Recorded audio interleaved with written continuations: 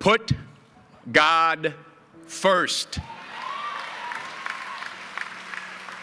Put God first in everything you do. Everything that you think you see in me, everything that I've accomplished, everything that you think I have, and I have a few things, everything that I have is by the grace of God.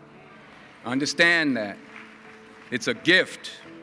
40 years ago, March 27th, 1975, it was 40 years ago, just this past March, I was flunking out of college. I had a 1.7 grade point average. I hope none of you can relate.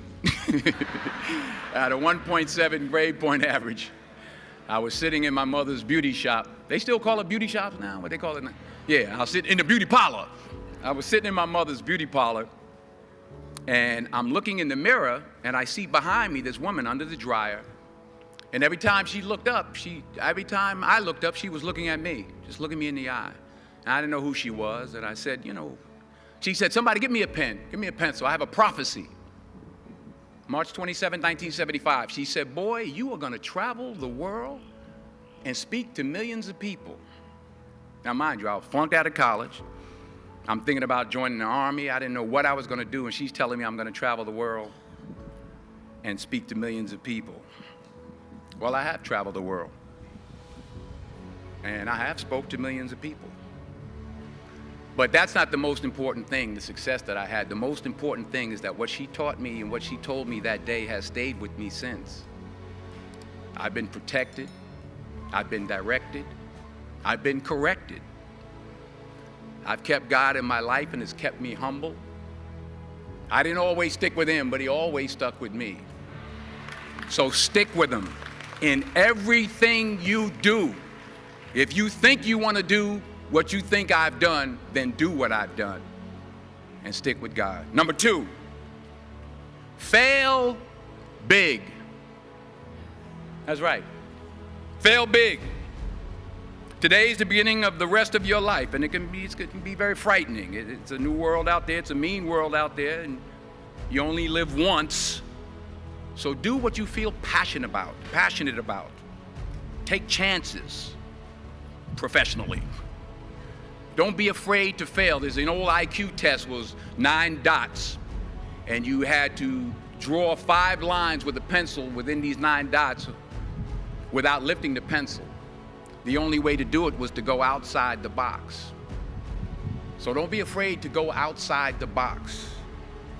Don't be afraid to think outside the box. Don't be afraid to fail big, to dream big. But remember, dreams without goals are just dreams, and they ultimately fuel disappointment. So have dreams, but have goals. Life goals, yearly goals, monthly goals, daily goals. I try to give myself a goal every day. Sometimes it's just to not curse somebody out. Simple goals, but have goals. And understand that to achieve these goals, you must apply discipline and consistency. In order to achieve your goals, you must apply discipline, which you have already done, and consistency every day, not just on Tuesday and miss a few days. You have to work at it every day. You have to plan every day. You've heard the saying, we don't plan to fail, we fail to plan. Hard work works. Working really hard is what successful people do. And in this text, tweet, twerk world that you've grown up in, remember, just because you're doing a lot more doesn't mean you're getting a lot more done. Remember that. Just because you're doing a lot more doesn't mean you're getting a lot more done. Don't confuse movement with progress. My mother told me, she said, yeah, because you can run in place all the time and never get anywhere. So continue to strive, continue to have goals, continue to progress. Number 3, you'll never see a U-Haul behind a hearse. I'll say it again. You'll never see a U-Haul behind a hearse. I don't care how much money you make, you can't take it with you. And it's not how much you have. It's what you do with what you have. We all have different talents. Some of you will be doctors, some lawyers, some scientists, some educators, some nurses, some teachers. Yeah, okay. Some preachers. The most selfish thing you can do in this world is help someone else.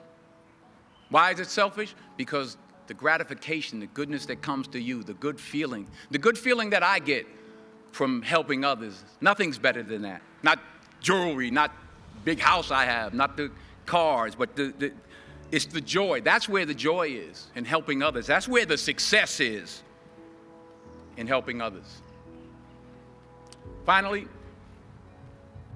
I pray that you put your slippers way under the bed tonight, so that when you wake up in the morning, you have to get on your knees to reach them. And while you're down there, say thank you for grace. Thank you for mercy. Thank you for understanding. Thank you for wisdom. Thank you for parents. Thank you for love. Thank you for kindness. Thank you for humility. Thank you for peace. Thank you for prosperity. Say thank you in advance for what's already yours. It's how I live my life. That's why I am, one of the reasons why I am today. Say thank you in advance for what is already yours. True desire in the heart for anything good is God's proof to you, sent beforehand to indicate that it's yours already. I'll say it again. True desire in the heart, that itch that you have, whatever it is you want to do, that thing that you want to do to help others and to grow and to make money, that desire, that itch, that's God's proof to you, sent beforehand already to indicate that it's yours. And anything you want good, you can have. So claim it. Work hard to get it.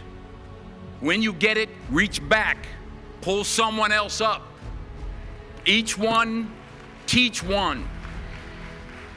Don't just aspire to make a living. Aspire to make a difference.